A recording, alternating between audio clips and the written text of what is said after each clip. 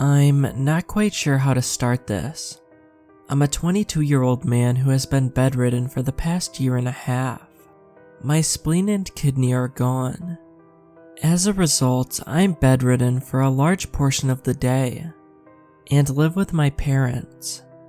It's been a pretty depressing life ever since my 21st birthday back in May. I live in southwestern rural Massachusetts and haven't been able to fully participate in my life recently.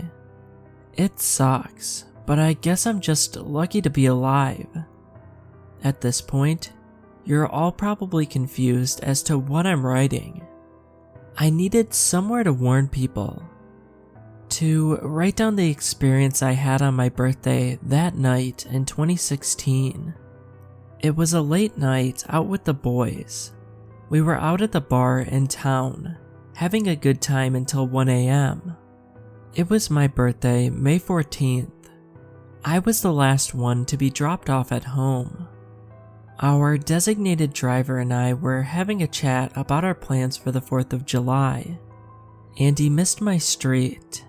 He said that he would turn around the next chance he got, and I told him to just pull into someone's driveway. Unlucky for us, the next house never had anyone home, and now I know why. The house was a dark, dreary color. It was the kind of house that shouted old, but still looked like it was in decent condition. There was always a truck in the driveway, but it hasn't been touched in years, and the lights are never on. I told the driver, John, to pull into this driveway. I knew the house owner was almost never home, and so he complied. As John drove up the driveway, I couldn't help but let my eyes wander in boredom. I've never actually studied the lot, but everything seemed weirdly well kept for the local ghost house. Believe me, people never saw the house owner here, but the place was always tidy.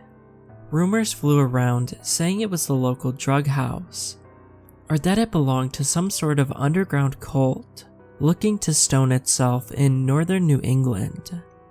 Boy, were those rumors wrong. Funny enough, I would have preferred to be assaulted by a drug lord, compared to the experience I had. John looked at the house and jokingly said we should get out of here before the satanic cult gets us. My eyes suddenly snapped to the window. I saw 2 glowing orbs pointed right at our direction, covered by a window curtain. At first, I ruled it out to be nothing but a possible window decoration. But in my near-drunken stupor, I couldn't help but panic. As John turned, the light from the headlights slowly revealed the figure standing behind those orbs. It was unlike anything I had ever seen. A horror movie creature, too real to be mistaken as a hoax. Its eyes gigantic and reflective, taking in the entire scene of the 2 passengers in front of it. One frightened, the other ignorant of its existence. It had a humanoid shape with long, slender arms. What looked like spikes ran down along its spine, and the thing looked starved. I could see its ribcage jutting out of its skin, even from my position at the bottom of the driveway. Its bald head seemed much too small for the pair of eyes it donned. It stood completely still, staring at me. I couldn't help but feel captivated by its horrific presence. I stared back. Was it dead? It hadn't moved, and I saw no signs of it breathing. I was completely entranced by its eyes. As I looked into them, I felt the strangest sensation of pain. But it didn't feel bad. It was almost refreshing. Believe me, I'm not a masochist. But what I felt then was almost like jumping into a cold pool on a hot summer day without preparation. It just hit me as a shock. Then I was suddenly used to it. I thought John had been under the same effect as me. but it seemed like this entire course of events had taken place in mere seconds. The engine roared, stirring me out of my trance. I looked at John quickly, confused. Then I looked back at the creature, wanting to feel that odd sensation again. What I saw instead horrified me. It lifted its slender arm to the window. Even then, the arm was much longer than I initially thought. It seemed to stretch almost the entire length of its body. Then I saw its hand. Long pointed fingers jetted out from its palm. Vicious fingers. No, these were claws. They all pressed against the window, and the face slowly turned to track the movement of our car. As we drove home, I couldn't help but shiver. John asked me several times what happened, but I just stared forward. His voice echoed in my ears. It's not that I couldn't respond. I'm not going to give you some made-up excuse like I had been cursed to never speak about this creature. No, I just didn't want to. I didn't want anyone else to know about the sensation I had felt. I wanted to keep it to myself. Nobody else could feel this pain. It was mine. I'll say it once again, I am not a masochist. I normally avoid any harmful situations out of fear of hurting myself. The irritation it causes is just ridiculous to me, no matter how dire the wound. But if you could be there, if you could feel the sensation this beast produced, it was addicting. I wanted to feel it again. We were home faster than I realized. John said goodbye and told me to be careful. But I got out of the car without saying a word. I didn't wave either. I just walked up my driveway, the headlights shining on me as I walked, and my motion-censored light flickered on. A quarter of the walk up, I heard John turn around and take off. I opened my garage and walked into my house. I walked into my kitchen, tense from the encounter I just had. I sat at the table and put my hands on my head, thinking about the event that just occurred. I was contemplating what to do when I heard a quiet patter to my side. The flap to our doggy door opened up. I was expecting to see Carly, curious as to who came up the driveway so late at night. What I saw instead frightens me to this day. I saw its long arm jut through the door, then its slender torso, working its way through. I was reasonably horrified at how the creature fit itself through the small place. As it stuck its head through, I saw its eyes. I instinctively shut my own, now that I knew it was alive. Now that I could see its full form. Now that it followed me home and I saw its obsession with me. I didn't want to experience that trance again. The next thing I knew, I was on my back, my bones aching and my skin flaming. I opened my eyes slowly to see the creature draped over my body. I felt the pain in the right part of my chest and looked down. I was horrified. My chest had been torn up, ribcage and tissue all exposed and flayed. Panic set in quite easily. How was I alive? How did I not black out? Was this thing eating my spleen, my kidney? Are my lungs next? I was horrified. You have not felt terror until you have been forced to witness a creature eating your own organs over your body. I couldn't move. I couldn't pass out. I couldn't die. I wanted to die. The pain was unbearable.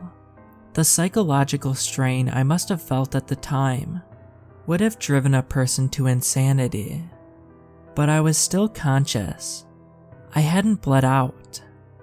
Why? I felt my flesh burning. I felt my mouth foaming. My head was spinning. I couldn't even handle the idea of watching myself being torn open and eaten like a bag of chips. Suddenly, the lights flickered on. The creature disappeared almost instantly. I heard a shriek. I saw the legs of both of my parents and my dog yelping uncontrollably as I passed out. I remember the sudden feeling of relief as my mind faded into the black. I woke up in the hospital half a week later, somehow still alive. Apparently I lost my spleen and one of my kidneys. My flesh around the area of injury was also mostly artificial, according to the surgeon who greeted me. I looked around for my family. My parents weren't in the room. Instead, a man in a suit sat in a chair at the foot of my bed. He was small and had his hair gelled back. I would say he was 5'6" and seemed to be about 160 pounds. Not much muscle on him. He introduced himself as Mr. Brett. He said it was a code name and I wouldn't need to know much about him. I guess he was a CIA member or something. He paid for my entire operation. I wasn't quite sure what was up with the act of kindness, but it must have been expensive. All he asked for was some answers to his questions. Then he might answer some of mine. So I told him this story. Then he filled in the gaps for me. I guess my parents had gotten a call from John telling them to come get me. John thought that the alcohol had hit me too hard, since I seemed completely phased out on my way back. When my parents found me, they didn't see the creature, only me lying there with my torso torn open. They thought that I was dead until they checked my pulse. Even the doctors in the ER said I should have been. Apparently John was found dead the next morning, and had apparently died on the walk from his driveway to his house. All his organs were missing. Then Mr. Brent told me what this creature was. He called it a wendigo. Those things from Algonquin folklore. They eat human organs and hate light, which is why I guess it chose an abandoned house to live in. Once you see one, it never stops chasing you. Most horrific of all, though, was its saliva. Apparently it keeps humans alive and conscious through whatever wound is inflicted upon them, so that they can feel the full terror and pain that the wendigo punishes them with, until their heart is consumed. I asked him about the eyes. Apparently, whoever he worked for didn't know about this. I guess I'm one of few people to live through a wendigo attack, so not much is known about them. Everybody else is found in a state like John was. I asked him if it was alright if I talked to other people about this. He said it was fine, and I could even post it online, since nobody would believe me anyways.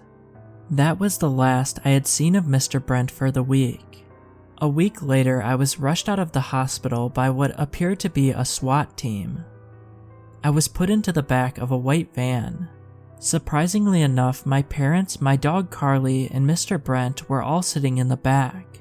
There were 2 bright lights blazing down on us from the ceiling of the van. I asked what was going on, my chest hurting from the pressure of my lungs expanding. Apparently we were being moved to a secure location. Mr. Brent had told my parents the story of my wendigo attack. My father at first thought it was all made up, but complied. My mother simply wanted to be safe. We got to the secure location within half an hour. Turns out it was a house far away from town, about 5 miles out in the middle of nowhere, in an already rural location. While the movers that had our stuff were getting everything into the main corridor, Mr. Brent explained the nature of his organization, but I could tell that he left out many details. Apparently, they find people like me who survived paranormal attacks, then protect them in exchange for information. The house itself looked ridiculously expensive. He told us that it has a security system that causes the lights to go on whenever movement is detected. Each room will always be lit when someone is inside, and the outside has large floodlights that only go on at night whenever they detect movement. It's the first house in the district connected to the town's power station, and has 10 backup generators. Mr. Brent gave us a schedule for times that we can leave the house safely, from 9 a.m. to 3 p.m. every day of the year. I occasionally hear the lights outside turn on. At first, it startled me, but after a couple of nights in our house, I realized just how safe we were now. I'm only ever nervous when all the lights turn on nearly instantaneously around the foundation, followed by the sound of flickering movement towards the brush. I often talk to my parents about the whole situation. They say they're just glad they can be sure that we're all safe, and that Mr. Brent and his organization were kind enough to help us out. I often wonder if they're being hunted, if even Carly is being hunted. I want to ask Mr. Brent so many questions, but he disappeared after the move-in. I haven't seen the wendigo since that night, but it's possible I may look outside one night and see it staring at us, hoping for a chance to strike. I just hope that when that time comes, our fortress will hold up as Brent said. I'm posting this in hopes that whoever listens to this will believe me. This isn't about trying to scare you or looking for media attention. This is a warning to everybody who spends late nights out. If you see a shadowy figure in the night, don't leave the light. Don't make the same mistake I did. There's a reason some houses are abandoned, and I fear I may have awoken one of those reasons.